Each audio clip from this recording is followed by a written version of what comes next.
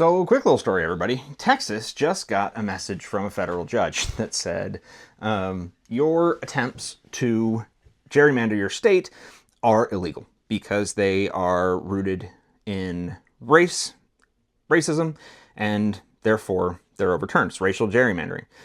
And I've hated this whole situation since the beginning. I don't like anything about this, but I did think it was only fair if Texas was going to break the rules so blatantly that California did the same thing. As much as I really, really didn't like it, I couldn't see an argument for saying they shouldn't do it. And I'm talking about the gerrymandering in general, not specifically racial gerrymandering, which wouldn't be okay no matter who did it, just to be clear.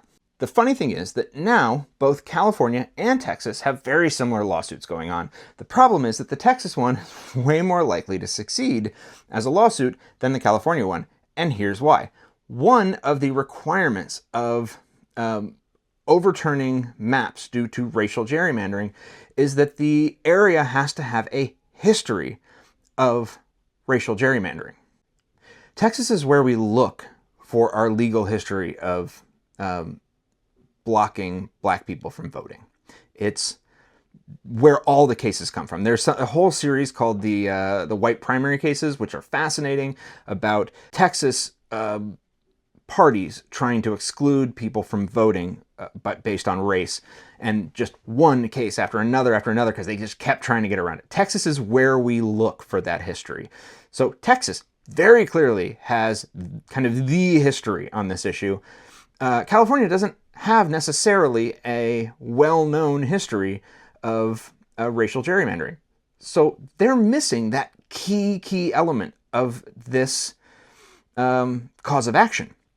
So this case is way more likely to succeed in Texas just based on that alone. Whether or not, even if they did the exact same thing, just in every objective sense had done everything exactly the same, the exact same case brought in California versus Texas would have been more likely to succeed in Texas because of their history of racial gerrymandering. That's one of the elements.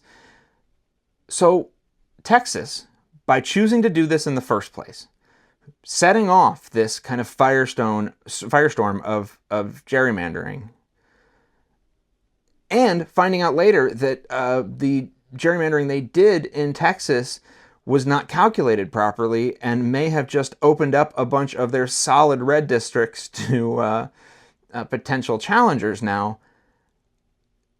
This may be one of the biggest episodes of F around and find out that has ever existed in the history of the United States.